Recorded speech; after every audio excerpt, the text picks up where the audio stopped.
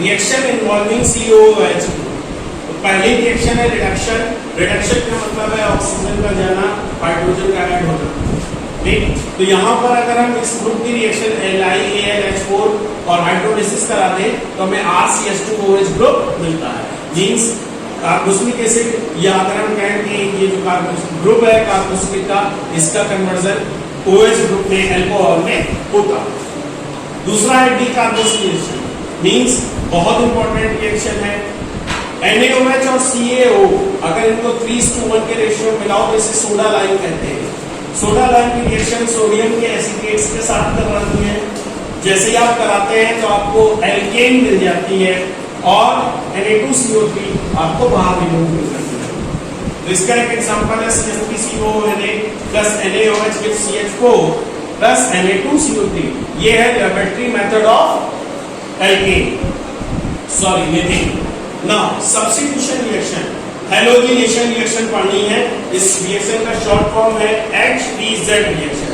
ये रिएक्शन तब होती है जब अल्फा हाइड्रोजन मौजूद हो किसी कार्बोक्सिलिक एसिड में, तब ये कराई जाती है। ठीक है, तो X2 और रेड फास्फोरस के साथ हाइड्रोलिसिस कराने पर आपको ये जो अल्फा हाइड्रोजन है इसका सब्स्टिट्यूशन होता है और वहां पे कोई हाइड्रोजन आता है। X की जगह पे आप CH3Br लिख सकते हैं।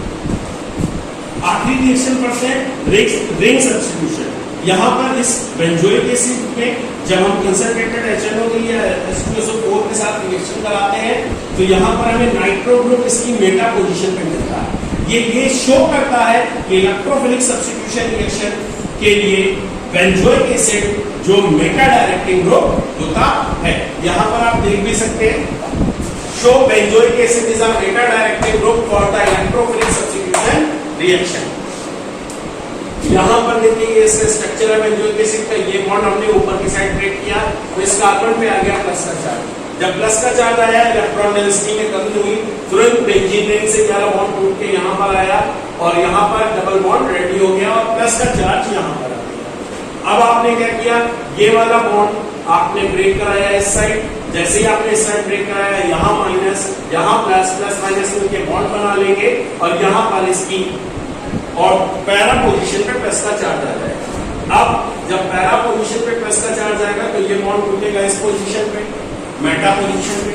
यहाँ प्लस माइनस की वजह से बॉन्ड आ जाएगा और प्लस का चार्ज आ जाएगा आपके ऑर्थो पोजीशन पे। प्लस का चार्ज ऑर्थो पोजीशन पे आया तो अब यहाँ पे इलेक्ट्रॉन की कमी है, ये बॉन्ड इधर ब्रेक करेगा तो इन दोनों के बीच में बॉन्ड बन जाएगा। प्लस का चार्ज वापस कार्बन के ऊपर आ गया। अब ऑक्सीजन अपना वापस इलेक्ट्रॉन इसे दे देगा और यहाँ पर फिर से बेंजोइक एसिड का फॉर्मेशन हो जाएगा। तो ये था इलेक्ट्रोफिलिक सब्स्टिट्यूशन रिएक्शंस, या हम कहते हैं resonating structures of benzoic acid. Thank you class. अब हमें एग्जांपल एक एनसीईआरटी का क्वेश्चन है, इकलौता एक ऐसा न्यूमेरिकल टाइप का एनसीईआरटी की एक्सरसाइज में है। क्वेश्चन का नंबर है 12.19। इसमें दो कार्बन और हाइड्रोजन दे रखे हैं और एक ऑर्गेनिक कंपाउंड बोला गया है कि एक ऑर्गेनिक कंपाउंड है जिसमें ऑक्सीजन है और जिसमें हाइड्रोजन और कार्बन है। इन दोनों का जो परसेंटेज दे रखा है उसको ऐड करके 100 से माइनस करने के बाद आपको ये रिजल्ट मिल जाएगा। अब इनका देखिए परसेंटेज, इसके बाद एटॉमिक नंबर, ये टेबल बना के करेंगे, बड़ा सरल है। अगर आप इसको स्टेप वाइज करेंगे तो बहुत लेंथी भी हो जाएगा और लुक में भी अच्छा नहीं लगेगा। एलिमेंट्स तीनों, परसेंटेज, एटॉमिक मास। अब रिलेटिव नंबर ऑफ एटम्स बताने हैं तो इसका इससे डिवाइड कर दीजिए परसेंटेज के साथ। आपने डिवाइड कर दिया, जो भी नंबर आया उसमें आपको जो भी छोटा है, लीस्ट है, उससे तीनों का डिवाइड करना है। तो 5.81 अपॉन 1.16, 11.63 अपॉन 1.66, 1.16 और इसका। तो यहाँ पे जब डिवाइड करेंगे अप्रोक्सीमेट 5 आएगा, यहाँ पे 10 और यहाँ पे 11।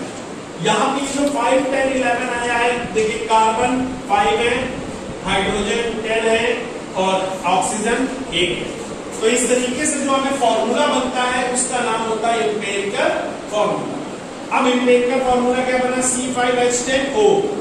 एम्पिरिकल फॉर्मूले का मास निकाला, टोटल काउंटिंग करी, 86 मास आ गया। अब आप लोग बड़े हैं, आराम से निकाल सकते हैं। अब यहाँ पर गिवन में दे रखा है हमें molecular formula mass 86. We know that n is equal to molecular formula mass upon empirical formula mass. दोनों मास रखे आंसर 1 आया. जब आंसर 1 आया तो फॉर्मूला हमको पता था molecular formula is equal to n into empirical formula 1 into C5H10O. देखिए यहाँ पर अगर और कोई नंबर होता 2 3 तो इन नंबर्स के साथ मल्टीप्लाई होता उसका नंबर्स के साथ. ठीक है, तो यहाँ से फॉर्मूला बना molecular formula C5H10O. अब इसके बाद इसने कहा कि ये टॉलेंट रिएजेंट का टेस्ट नहीं देता. क्वेश्चन पढ़ेंगे तो लिखा हुआ है ये टॉलेंट रिएजेंट का टेस्ट नहीं देता. मतलब कि यार चैप्टर में एक एल्डिहाइड है, एक कीटोन है, एक कार्बोक्सिलिक एसिड है. ठीक, अब ये कीटोन तो एल्डिहाइड तो हो ही नहीं सकता. क्या नहीं हो सकता? एल्डिहाइड ग्रुप ये नहीं है. क्यों? टॉलेंट रिएजेंट का टेस्ट नहीं दे रहा. अब ये देख रहा है आगे आपने अगर हम क्वेश्चंस को देखें तो ये कह रहा है कि ये आइडोफॉर्म टेस्ट दे देता है. ठीक है, पॉजिटिव आइडोफॉर्म टेस्ट देता है बेटा. पॉजिटिव आइडोफॉर्म टेस्ट दे रहा है. तो आइडोफॉर्म टेस्ट जो था वो कीटोन के ग्रुप के लिए, इसके लिए कीटोन के. अब कार्बन थे 5, हमने 5 कार्बन लाइन से लगा दिए.